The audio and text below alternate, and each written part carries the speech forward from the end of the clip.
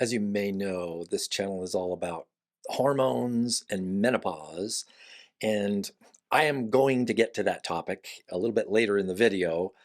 But today I'm going to tell a little bit of a personal story. About 9 years ago, my wife and I were visiting my parents in Washington State.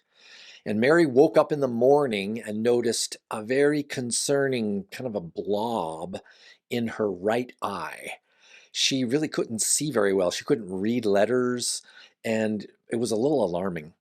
So we went to see an optometrist, actually our niece, who also lives in Washington, and diagnosed that Mary had what's called a macular hole in her right eye. Dion, our niece, said that she should get surgery right away. And so I got to be honest, we were both scared. I think, ooh, I was actually a little bit more scared than she was that she was going to lose the vision in that eye. But we met with Dr. Chris Gee, who is a retinal specialist, a retinal surgeon in Salt Lake. This is a picture of Mary as she was being wheeled in to the operating room on that day when Dr. Gee fixed her macular hole. And he was able to restore her vision. It's not great, but it's okay. She has decent vision in that eye. He did the best job that he possibly could, but he really saved her vision. It just didn't go back to what it was before. So fast forward to about a year ago, and Mary started experiencing blurred vision and floaters in her left eye. And we talked to a couple of different people, and they said, well, just it should go away by itself, but it didn't. And so eventually we made an appointment again with Dr. Gee. I had a vitrectomy Yeah. on my left eye, which is to remove the vitreous in my eye because it was cloudy. My ophthalmologist is Dr. Christopher Gee. How was the night? I've been going to him for about, Good, not too much pain. I don't know, 7, 8 years maybe. He's taken care of some other issues for me. The surgery went really well. It was only maybe a 30-minute procedure. We thought it was going to be longer. I was a little anxious until he showed up. And then interestingly enough, it just calmed right down when he checked in with me before I went in the OR. Oh boy, I just trust him so much. He's so, I don't know, he's just a very, very connected with his patients, but at least with me. We always talk about books and life, and he's just he's a good listener, really caring, helps so much in like even making the decision for this surgery. You know, just saying, hey, if you have any hesitations, you're on the fence at all, let's just not do this. He's just a real non-anxious presence. Well, my experience is it's excellent.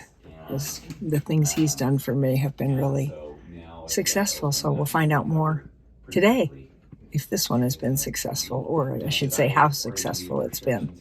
Well, in this case, either I was going to have my eye taken care of by a specialist, or I was just going to continue to experience just the discomfort of the issue I was having and just live with inadequate vision. I mean, I could still drive and read a little bit, but I needed a specialist. That's the only kind of person that could help me, was somebody who was really trained and knowledgeable in what was going on with my, not just my eye, but with the whole retinal area of my eye, because Dr. Gee is a retinal specialist. He's not just a regular ophthalmologist. I suppose I could have just gone to an optometrist and gotten eye drops or something to maybe temporarily try to clear things up, but the only way to really solve this was to go to somebody who's really trained and knowledgeable about this part of my eye. It's a real gift to have a specialist that knows what they're doing in the area that I really needed.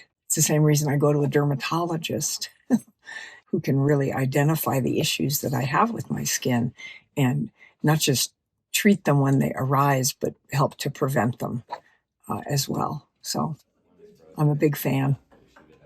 So by now, you're probably understanding the connection that I'm drawing between Mary seeing a specialist, a retinal surgeon, who really knows what he's doing in taking care of her macular hole, and then also the vitrectomy surgery. Somebody who really understands the nuances everything that's involved with the retina.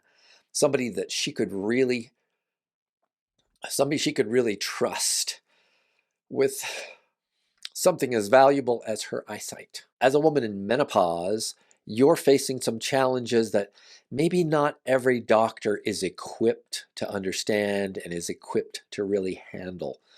So what I would really strongly recommend is, if at all possible, you should seek out a hormone optimization specialist, somebody with training and expertise and experience with the nuances of hormone optimization, the nuances of what happens when your hormones are too low, what happens when they're too high, and how you can get to those just right optimal hormone levels. One way to find a hormone optimization specialist is to visit my website at simplehormones.com/referral. I can't guarantee that I have somebody in your area that can help you with your hormones, but I'll give it my best shot. Or just click the link in the description below.